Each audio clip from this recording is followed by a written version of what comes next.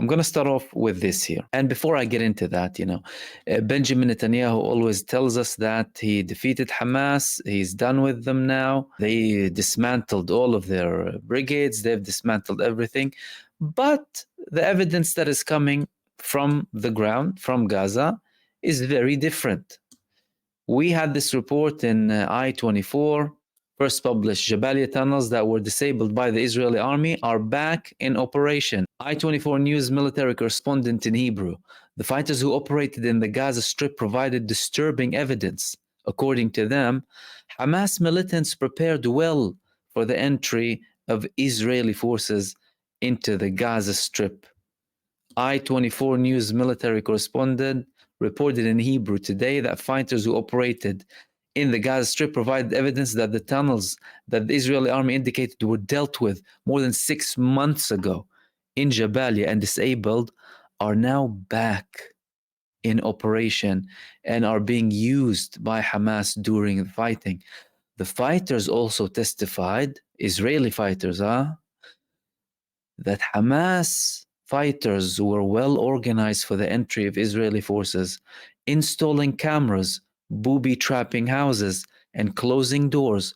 The Israeli forces noted that the militants were fighting as at the beginning of the ground operation in the quantity and level of weapons and desire to fight and the courage to approach the forces. Those who decided to escape, leave without being searched, are under the cover of the population. According to them, they'll obviously always say something to do with the population. Again, evidence coming straight from the horse's mouth that they're failing miserably. I mean, what is all that saying? That's saying that we are failing, but they wouldn't say we are failing miserably in Gaza, but they will only tell you that, Hamas is still fighting us with the same bravery, the same determination like day one, and we're struggling. And this is coming after they were supposed to be done. They said we finished the Rafah operation and we finished everything, but they're still facing that. Today we had more attacks from Al-Qassam brigades with the Yassin 105 against Israeli machinery and Israeli genocide troops in Gaza. And now we're having these testimonies coming from Israeli soldiers. Again, after all of the reports previously of Netanyahu and co, that they have defeated Hamas, they dismantled them, they're done. And now they're even trying to act delusional with Lebanon, which I'll get to in a second. However, we also were told that Yahya Sinwar was assassinated. Remember that? When Bibi said, look what happened to Sinwar, look what happened to Deif. Apparently, he's not dead. Apparently, Yahya Sinwar is not dead. Axios, Sinwar has not softened his position on the negotiations. When is that? Let's have a look. Had recently contacted representatives of the movement and conveyed messages to them. The official stressed that the date of those messages is not clear, noting that Sinwar does not appear to have changed and softened his positions regarding the ceasefire in Gaza. That's 2 days ago. Axios reported that. Israeli officials saying that Yahya Sinwar is still communicating with people from abroad. So he's still running the show. Again, another Israeli lie, debunked again. What are they also lying about? They're also lying about Lebanon. So Yahya Sinwar is still there. He's still sending messages and he still has a strong position. He's not begging for a ceasefire. He is not even negotiating.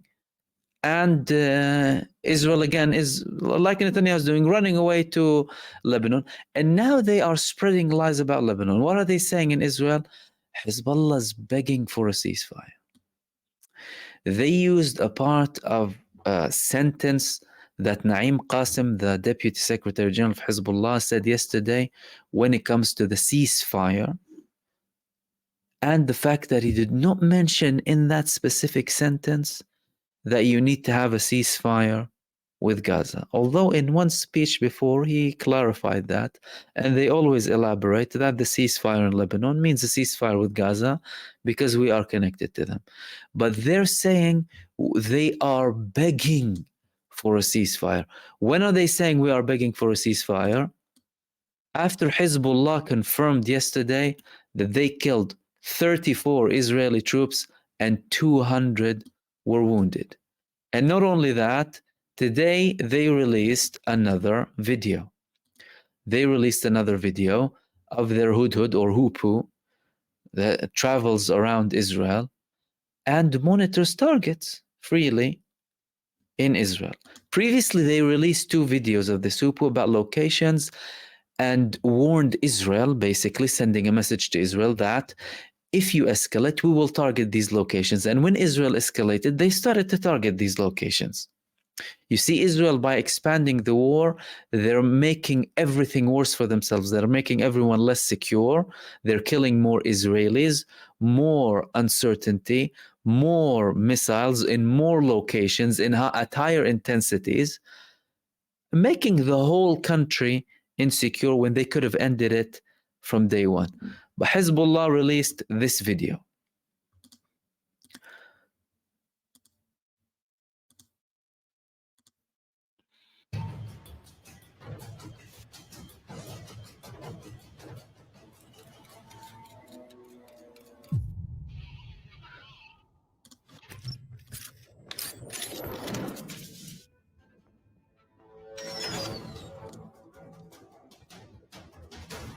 And it says Haifa, the Carmel area in Haifa, by the way. As you can see, they have a map here of all of the northern parts of Israel, and these are the occupied Golan Heights. And now they're concentrating on this part of Haifa. They previously released videos of the bases they targeted, the Israeli factories, the sensitive locations when it comes to Israel's military, and now they're releasing this.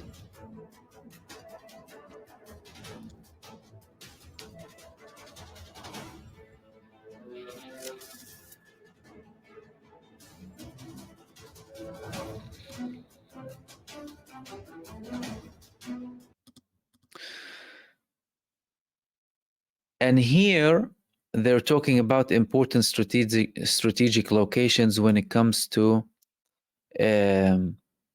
Israel's air defense, alongside civilian population, by the way.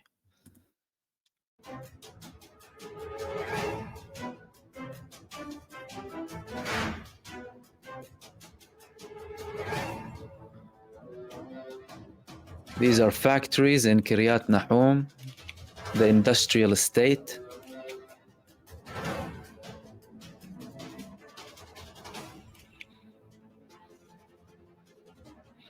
Oil refineries.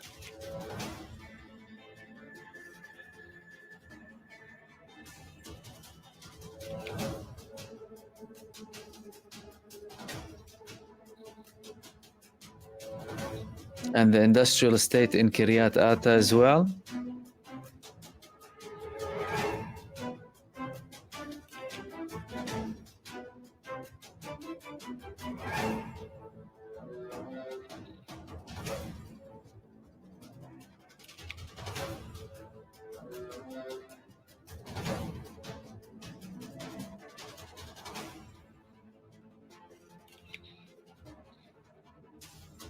And these are factories for construction material.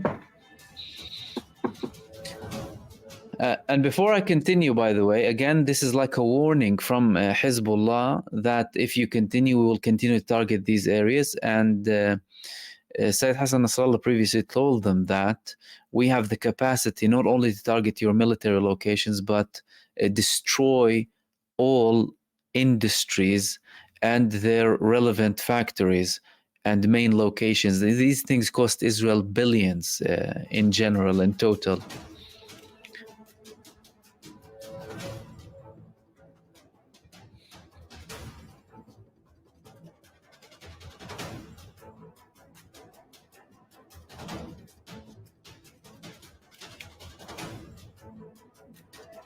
This is called the Mishar base, according to Hezbollah. And according to them, this is an important point of communication between the northern leadership or command to the defense ministry in Tel Aviv.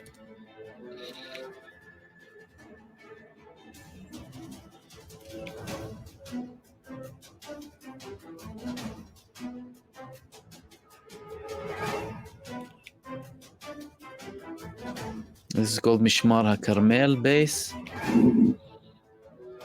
Air defense base that is responsible primarily to protect Haifa and its surroundings. And as you can see here, these are Iron Dome batteries, most likely. This is how they put them together.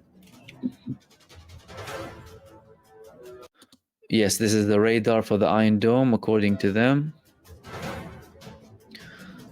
And another radar. And another radar here. And these are the batteries that they launch the missiles from. And this is where the soldiers gather in these locations. And officers as well.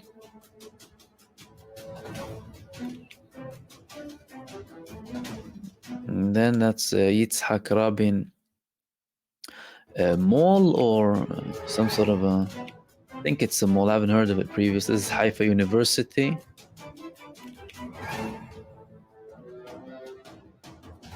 Yitzhak Rabin might be a location where they stay over there as well. I'm not entirely sure. Ashkol Tower. And Hezbollah are saying that this is the communication center that belongs to the military communication point on the top of Haifa University, according to the video.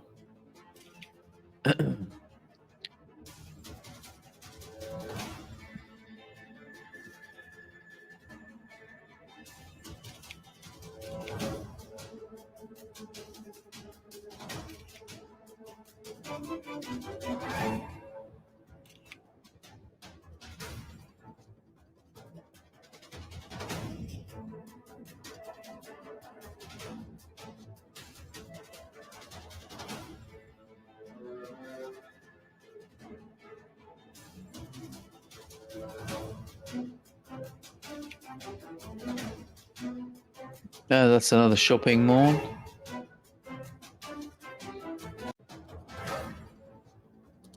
And other kind of strategic locations. Let's see if they have.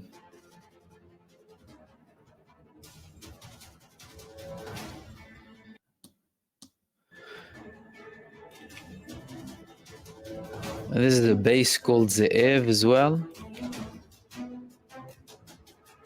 And an alternative base for Israel's air defense that includes batteries of David's sling, according to Hezbollah. Another communication point, military communication point.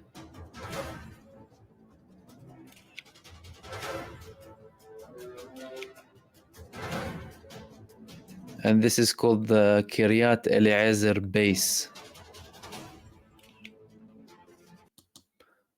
And this holds the main air defense bases in Haifa and its surroundings.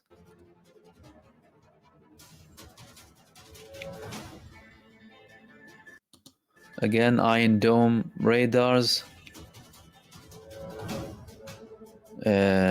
Command rooms, BMC, according to them.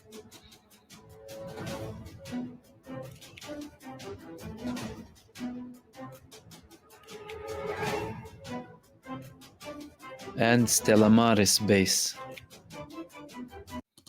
And this is strategic point for observation and monitoring when it comes to the Navy and the sea on the northern coast of Israel.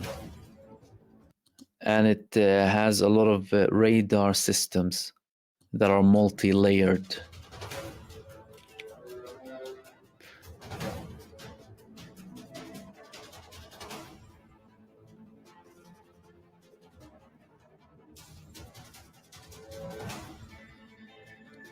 On target. This is how they ended it. So they're telling Israel that we are going, this is basically the next stage. This is the next step, that we will be targeting these locations. And I mean, we can understand a couple of things from these releases. Firstly, this is not the first time that Hezbollah release videos, footage of their drones invading Israel and taking footage freely. They previously released two. Of course, they called this Hudhud 3. And it appears to be, of course, a message, a warning to Israel that we will be targeting these locations next heavily. Again, Hezbollah could be doing this for multiple reasons, either to confuse Israel, to indeed target them as well. But based on the previous videos that they published, they targeted the locations that they warned Israel they will target.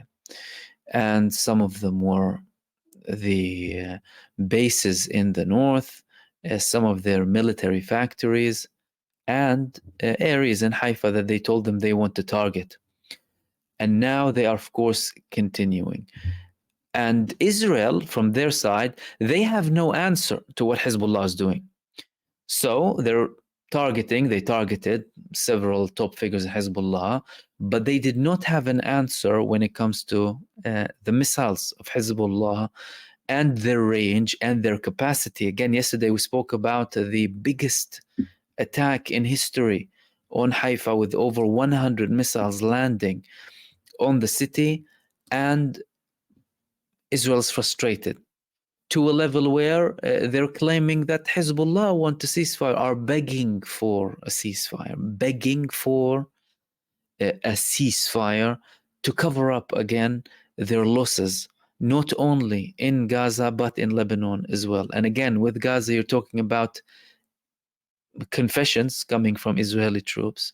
No, it's not the first time, by the way. We had confessions coming from Israeli troops previously that we spoke about, especially when it comes to Rafah.